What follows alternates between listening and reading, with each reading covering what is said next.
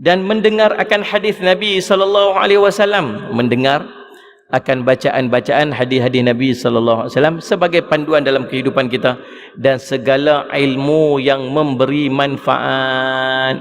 Ada tak ilmu yang tak bermanfaat? Ada ilmu yang tak bermanfaat. Yang diutamakan ialah ilmu-ilmu yang memberi manfaat. Dan kerana banyaknya ini segala faedah, adalah pendengar itu lebih afdal daripada penglihat. Disebabkan nikmat ini, sallallahu alaihi wasallam Muhammad, keutamaan yang kita dapat ini, banyak faedah yang kita boleh dapat daripada pendengar ini. Sebut pasal apa? Sebut pendengar, dia sebut sifat. Nah, sifat. Kalau dengar itu satu mana. Tapi kalau sebut pendengar, dia satu sifat. Sifat. Pendengarlah saya sifat. Maka pendengar ini lebih utama daripada penglihat. Kerana kebanyakan faedah penglihat itu bangsa dunia, dan kebanyakan daripada faedah pendengar itu bangsa akhirat. Tengok kan? Faedah bangsa, tentang kita baca pertemuan kita lepas tentang tujuan Allah jadikan mata. Kita tengok disenaraikan tuan-tuan sekalian, faedah-faedah habuan dunia ni banyak tentang mata. Sama ada kita boleh dapat manfaat, mudarat juga besar ni daripada penglihatan kita ni. Sallallahu alaihi wasallam. Tapi untuk pendengar ni, untuk telinga ni, banyaknya manfaat akhirat berbanding dengan manfaat daripada dunia. Maka disebabkan demikian, maka pendengar ini lebih afdal kedudukannya daripada penglihat. Kerana kebanyakan faedah penglihat itu bangsa dunia, dan kebanyakan daripada faedah pendengar itu bangsa akhirat.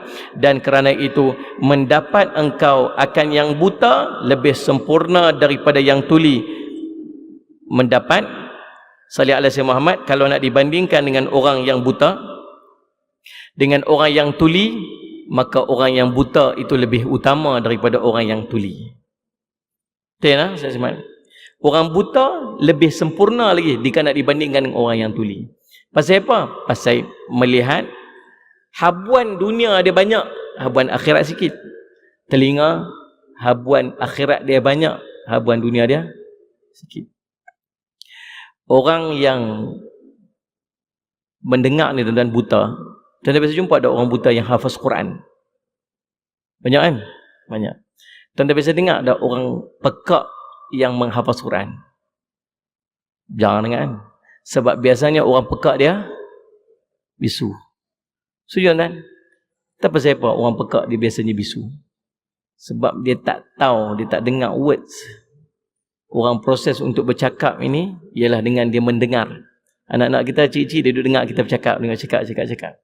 Maka tuan-tuan, dengan dia duduk cakap tu, dia duduk gather, dia duduk himpun dia punya words, dia punya kalimat-kalimat, dia perbandaraan kata dalam kepala, dalam otak dia, dia save, maka dia akan lantun balik dengan percakapan. Kalau tak mendengar, macam mana dia nak bercakap? Sebab tu, kalaupun ada orang yang ditrain untuk bercakap dalam keadaan dia tak dengar, maka lafaz dia mesti tak sempurna. Sebab apa? Sebab dia tak boleh nak dengar. Jadi sangat susah untuk orang yang pekak untuk menghafaz Al-Quran. Tapi biasa kita lihat dan kita dengar orang-orang yang buta menghafaz Al-Quran. Ada orang yang sangat alim tapi dia buta.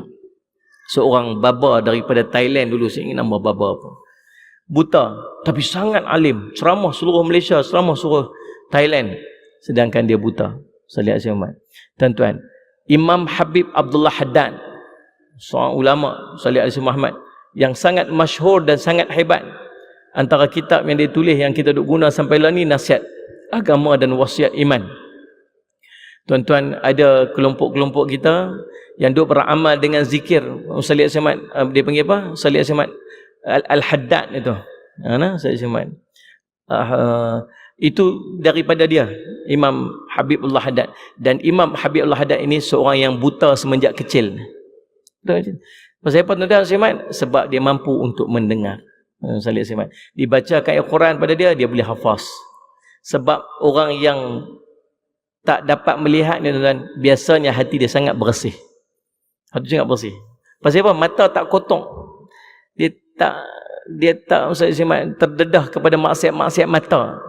Sebab benda yang mula-mula sekali merosakkan hati ni mata. Nak bawa kepada maksiat tangan, mula tengok dulu. Nak bawa kepada maksiat bercakap fitnah, dia mula tengok dulu. Nak bawa kepada berjalan kaki ke tempat maksiat, dia mula tengok dulu. Nak bawa kepada berzina sekalipun, dia mula tengok dulu. Lihat sekalian, maka pendedahan kepada peluang untuk melakukan maksiat sangat banyak dengan pandangan mata. Tapi tuan-tuan boleh bayang tak kalau orang yang matanya dia hijab, dia tak mampu untuk melihat, maka peluang untuk dia buat dosa dan maksiat itu sangat kurang. Peluang untuk dia melihat dosa dan maksiat itu sangat kurang. Maka hati dia akan jadi orang sebersih-bersih hati. Sebab tak ada ruang untuk dia melakukan kemaksiatan. Waktu itu tuan-tuan salih semat, apa dia akan dapat? Maka apa yang masuk dalam telinga dia akan masuk ke dalam hatinya.